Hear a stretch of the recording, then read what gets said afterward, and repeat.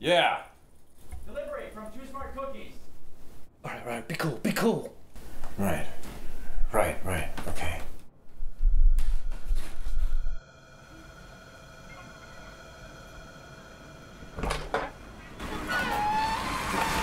Yeah? How much?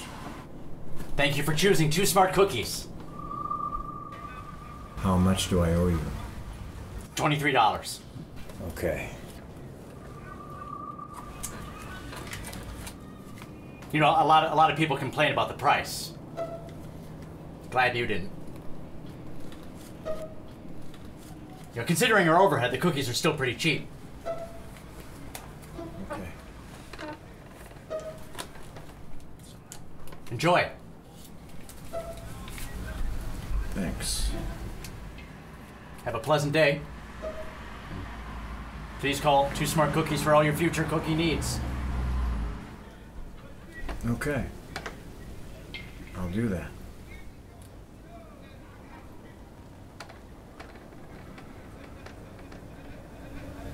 Next time, then.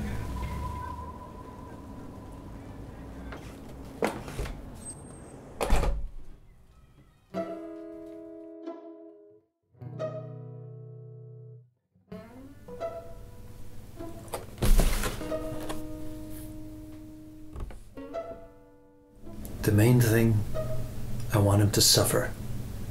Yeah, suffer, I know. I was here for all the planning sessions. I'm just emphasizing. I mean, this is what the flowchart's all about, right? The moment is rapidly approaching, and I will savor it. The shirt is too warm suddenly. I just want satisfaction. I just want to experience what so many throughout history have. A cold dish of revenge, with a garnish of humiliation, and a dessert of mad cackling. I want that man, that teacher, to know that you can't give Steve Biberman a B- and get away with it. I know. You said that the first day. It was an impressive paper. You've referenced it several times. Renaissance England. That was the topic I chose, and that was the topic I worked on. The kings and the queens, of course, but also the peasants and the music. I went to the school library, then I went to the city library. Encyclopedia Britannica, naturally, but that was just the beginning. That was before the internet. That was before you could do all that research in 10 minutes. Steve... 11 pages it was. 11 beautifully researched pages. Uh-huh. Let me tell you what he said. Here we go. Let me tell you what was said by Leonard M. Parker. Steve. Leonard M. Parker. Masters in European History from the University of Illinois. Master's thesis from Henry I to Henry V. 5 Henrys. I remember. Leonard Miller Parker. What kind of a middle name is Miller, anyway? So he reads my paper, typed on my sister's typewriter, and he says, and I quote, "You seem to have done a lot of research, but I don't think you got some of the facts right." Facts, right. That's what he wrote. With his blue felt-tip pen and his stinking still Depression-era style handwriting, with each loop of the E carefully produced with a subtle tilting of the pen for maximum effect, because that's what's important. I want a wretch is what I want. What is Depression era? You're probably thinking like some member of the clergy that I've been hanging on to this for far too long. Oh, but you haven't, clearly. That is why I don't feel a bit bad about what's going to happen. Now, do you have your flowchart? We drive to the school in the vehicle we rented over in Farmdale, dressed as heating and plumbing experts. Yeah, see, that's the part that I don't... We wait in the north lot for him to come out, and then we follow him home, staying 150 feet away at all times. Or 50 meters if you're Canadian. Are you Canadian?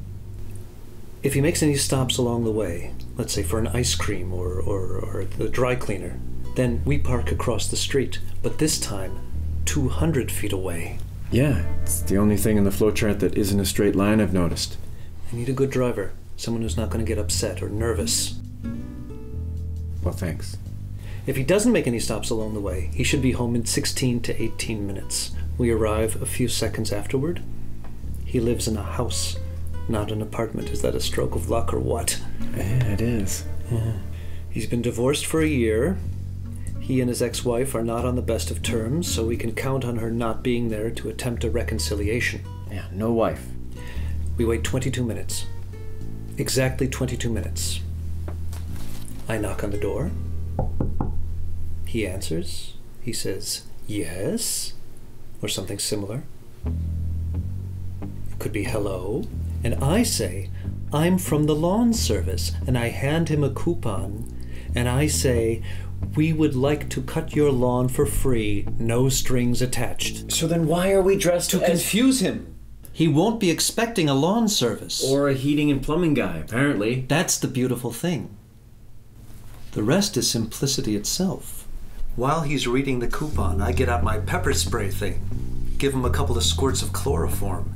He falls to the floor, which I hope is carpeted. I step inside, close the screen door, the regular door, drag him across the living room to the basement, which we know exists because of the plans we got from the city office when we were claiming to be property inspectors. And the basement windows. Can you give me one reason why I'm here? By the time he comes to, he will be tied to a chair in the dank basement.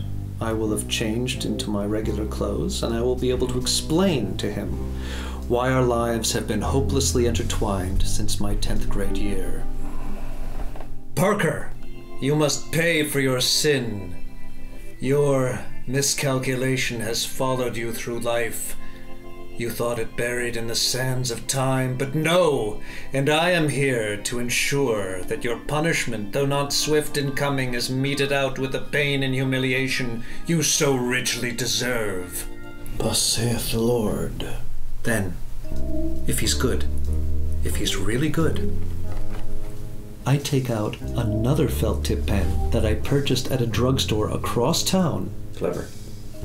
I place it between his teeth, and then he can, at the very least, turn a B- into a B+. I hope he uses the same writing style so it matches. Then, I let him go. So, Steve, aren't you afraid that he's gonna, I don't know, attack you or something after you untie him? Oh, he wouldn't dare. By that time, he'll be completely consumed with guilt and shame and will fall back into his chair. I place my hand gently on his head. Is it absolution or an act of condescension? I turn, make my way up the stairs, across the living room, out the door, confident, not looking around for potential witnesses. You see me, pull up to the house, and drive me home. It's the perfect plan. So essentially, I'm your ride? We're so close. We're so close to the time when I can restart my life. I want to live again. Live! Oh, I'm sure it'll all be different after that. Tomorrow he'll be sitting there in the teacher's lounge with a terrible coffee I'm sure they have there. Prithee, where's the non-dairy crema? What? Smug, secure, dead wood. In his 29th year of teaching, out of ideas, but beyond the reach of the administration. The union keeps him on the payroll for as long as he wants. Well, here comes Steve Biberman to make sure that his little ivory tower lies in ruins. He is England, and I am the Spanish Armada. What? The Spanish Armada. Spanish, yeah, I sort of remember that from history. You bet you do. Yeah, I don't remember much from history, but I remember that the Spanish Armada was defeated. What? Yeah, Spanish Armada, 1588, defeated by the British Navy. And that paved the way to the Jamestown colony. Wow. Really? Yeah, I remember we had this little rhyme. The British Navy proved itself great against the Spanish Armada in 1588. Are you sure? Yeah, my buddies and I memorized it before a test. We did pretty good. Oh. Then I guess I did get that wrong. Oh. Yeah. Yeah, I missed it. Son of a gun. Yeah. Huh. Well, that takes care of that.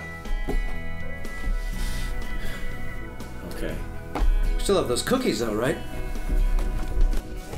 I've closed my doors not to keep the world from wandering in, but to keep myself in check.